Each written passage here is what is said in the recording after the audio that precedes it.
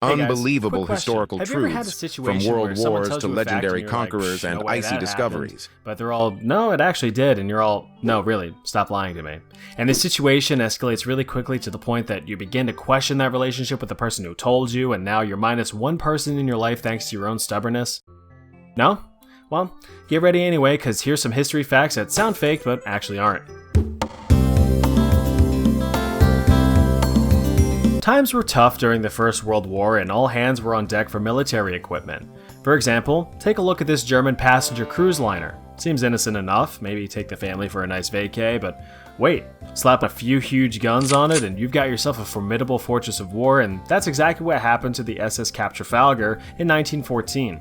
She was stationed off of the coast of Brazil doing German war things, I guess, when the crew developed a dastardly plan. See, Germans of course were not the only ones to think of converting cruise liners into warships. Great Britain had their own HMS Carmania strapped to the keel with enough guns to make an American's pants feel tighter than usual. Well, the German crew decided to set up a trap for the British Navy by disguising their ship as the Carmania, giving it a fresh coat of paint and flying under the British flag. What the Germans didn't know about the Carmania was that it was stationed near Bermuda, north of where they were. The British knew Germans were doing some evil German war things off the coast of South America somewhere and went to sniff around. After a while, they spotted what they thought was another British ocean liner turned warship. "Hang on a tick," said the captain. "It's my ship, but it's over there. How can it be here too?" The captain did a double take to his own ship and then back to the other liner. Once everything clicked into place, the Carmania pursued the imposter. Ironically enough, the Germans were the ones who were taken by surprise and were like, "Oh fuck." And so they started to scurry, but then decided to do a 180 and engage the Carmania herself. After 2 hours of back and forth gunfire, the Cap Trafalgar was sunk by the very ship it disguised itself as.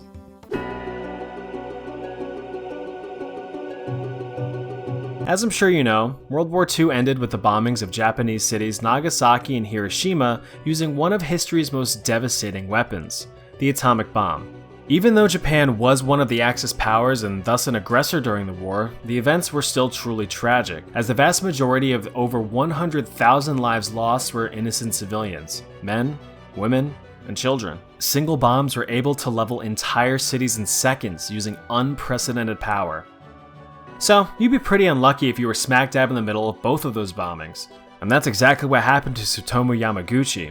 At age 29, he had spent the last 3 months in Hiroshima on a business trip and was about to head home. On the morning of August 6, 1945, he was walking out of his company's shipyard when he heard the American bomber overhead and noticed that it had dropped a small object attached to a parachute. Mr. Yamaguchi witnessed the blinding flash and was able to dive out into a nearby ditch. The shockwave ripped him from the ground and tossed him several feet in the air backward. Suffering severe burns and ruptured eardrums, he spent the night in an air raid shelter and was able to catch a train to his hometown the next day. His hometown of Nagasaki. After being treated in the hospital and going home, the absolute mad lad went to work the next day. His boss demanded an explanation for what happened in Hiroshima. When Mr. Yamaguchi discussed the bomb, his manager called him crazy since a single bomb couldn't wipe out an entire city. "Well, what did it look like?" asked the manager. Mr. Yamaguchi looked out of his office to see another blinding flash of light. "Well, something like that." The second atomic bomb devastated the city of Nagasaki, but fortunately left Mr. Yamaguchi relatively unscathed, and in the coming years he would become a spokesperson against nuclear weapons. He was officially recognized by the Japanese government as the only Niju Hibakusha, or twice-bombed person, though it is believed that as many as 165 people survived both bombings. If you're unaware, Alexander was pretty great. You don't get that title for nothing. At age 20, he was made king of his home country of Macedonia after his father kicked the bucket from an infectious disease called being stabbed with a knife. Once he assumed the throne, Alexander was all, well, time to conquer everything, I guess. And so he did, beginning with his daddy's dream of kicking the ever-loving shit out of Persia. He then moved on to the Middle East and then Asia, where, yeah, he conquered that too, declaring himself King of Asia.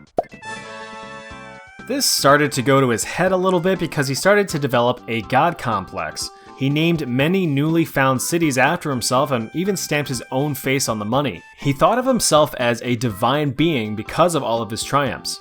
Which, like, rightly so. I mean, whenever I get a sub 30 in a 16-star Super Mario 64 speedrun, I'm like, yeah, I'm the best. Across 11 years of conquering the lands, Alexander never lost a single major battle. But no matter how strong, notorious, or determined you are, you can't beat death. In 323 BC, at age 32, Alexander started to feel a tad ill. After suffering 12 days of excruciating pain, he passed away. Or so everyone thought. The weird thing was that once he was declared dead, his body showed no signs of decomposition for over 6 whole days, which played into theories of his divinity. But since divine beings don't exist, ooh, hot take, modern-day scientists now believe that Alexander the Great may have suffered from Guillain-Barré syndrome, a rare disorder in which your immune system attacks your nerves. As a result, it is likely that Alex was fully paralyzed, but still very much alive, which explains why his body did not decompose. So, you know, when he's being buried for being like totally dead, he might have been completely conscious and aware during the entire burial. And that's worse than a sleep paralysis demon.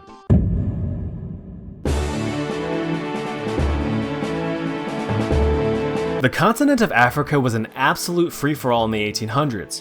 Although there were many established civilizations and cultures, Europeans had a different idea. Britain, Germany, France, Italy, and Spain were ever so gently colonizing every speck of land they came across on the African continent. The British Empire had a grand plan of colonizing the entire eastern seaboard, which included one particular island nation, Zanzibar. Sounds good, right? Well, not to the German Empire, no sir. So, after Zanzibar's pro-Britain Sultan decided to suddenly die under mysterious and poisonous circumstances, it was time for someone else to take the throne. The British Empire had previously declared that only a sultan with the British seal of approval could assume the throne. Well, some new guy decided to seize the throne for himself. He was the previous sultan's cousin and was in no way responsible for the previous sultan's poisoning. Nope. No way involved. So, being the new sultan, he told the British to go touch sand. As you can imagine, the British Empire did not take this too well, so they offered the new sultan an ultimatum. Surrender the throne, or get completely wiped off the map. "Ha! You and what army?" said the sultan. But it wasn't an army, it was a navy. The British Navy, with 4 heavily armed navy gunships all coincidentally pointed directly at the sultan's tough and durable wooden palace. The British instructed the Sultan to relinquish the throne by 9 a.m. that morning. Sultan believed this to be an empty threat and refused to back down.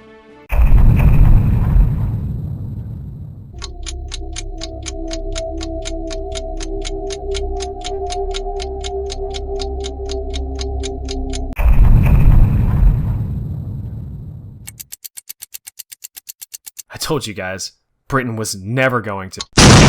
At 9:02, the Navy warships opened fire on the palace, reducing it to rubble almost instantly. At 9:40 a.m., the British guns fell silent. The Sultan was able to flee the palace in all the chaos and went into hiding, seeking refuge in a nearby German consulate. The palace completely surrendered, ending the war in just 38 minutes.